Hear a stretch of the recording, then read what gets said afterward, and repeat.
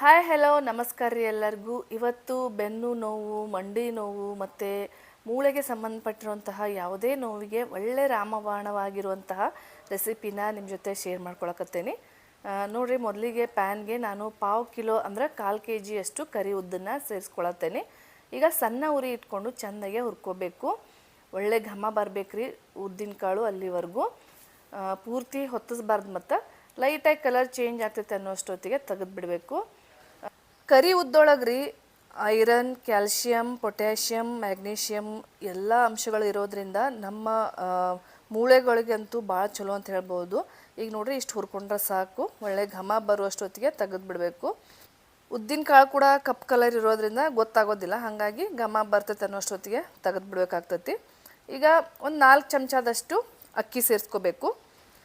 ಬರೀ ಕರಿ ಉದ್ದಿನ ಕಾಳನ್ನು ಸೇರಿಸಿ ಮಾಡೋದಕ್ಕಿಂತ ಒಂದು 4 ಚಮಚದಷ್ಟು ಅಕ್ಕಿ ಸೇರಿಸಿ ಮಾಡೋದ್ರಿಂದ ಒಳ್ಳೆ ಟೇಸ್ಟು ಬರ್ತೈತೆ ರೀ. ಒಳ್ಳೆ ಒಂಥರ ಥಿಕ್ನೆಸ್ ಬರ್ತೈತೆ ಅಂತ ಹೇಳ್ಬೋದು ಈ ರೆಸಿಪಿಗೆ.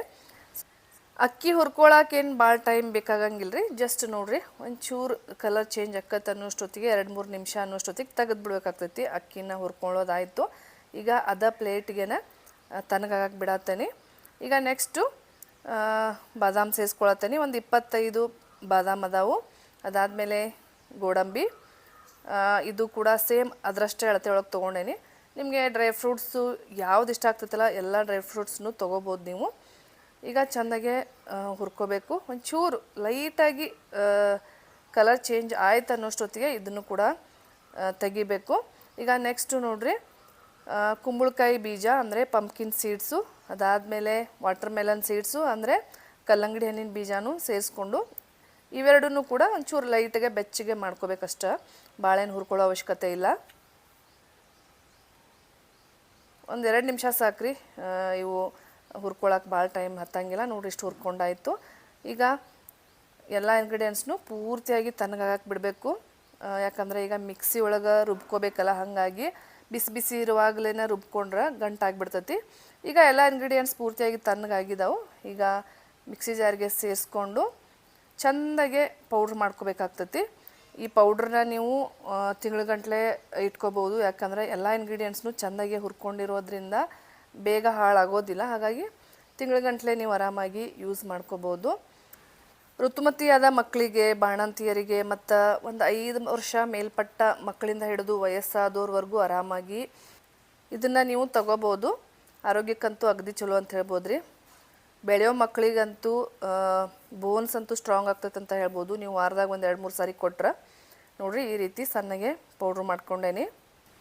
ಬರೀ 1/4 kg ಕರಿ ಉದ್ದನ್ನು ಉಪಯೋಗಿಸ್ಕೊಂಡು ಮಾಡಿರೋದ್ರಿಂದ ಎಷ್ಟಾಗೈತೆ ನೋಡಿರಿ. ನೀವು ಜಾಸ್ತಿ ಬೇಕಪ್ಪ ಅಂದ್ರೆ 1 kg ಅಷ್ಟು ಅಳತೆ ಒಳಗೂ ಕೂಡ ಮಾಡ್ಬೋದು. ಈಗ ನೋಡಿರಿ, ಇದನ್ನು ರೆಸಿಪಿ ಹೆಂಗೆ ಮಾಡೋದು ಅಂತ ತೋರಿಸ್ಕೊಡತ್ತೀನಿ. ಪೌಡ್ರನ್ನ ಉಪಯೋಗಿಸ್ಕೊಂಡು ಒಳ್ಳೆ ಡ್ರಿಂಕ್ ಮಾಡ್ಬೋದು ನೋಡಿರಿ.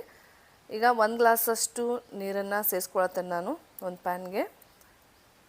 ಇದಕ್ಕೆ ಊಟ ಮಾಡ್ತೇವಲ್ಲ ಆ ಸ್ಪೂನ್ ಒಳಗೆ 3 ಚಮಚದಷ್ಟು ಈ ಪೌಡ್ರನ್ನ ಸೇರಿಸ್ಕೊಳತ್ತೇನೆ. ನೀವು ಇದನ್ನು ಡೈಲಿ ನಾಷ್ಟ ಆದಮೇಲೆ 1 ಗ್ಲಾಸಷ್ಟು ಕುಡಿಬೋದು, ಅಥವಾ ಸಂಜೆ ಟೈಮ್ ಕುಡಿಬೋದು.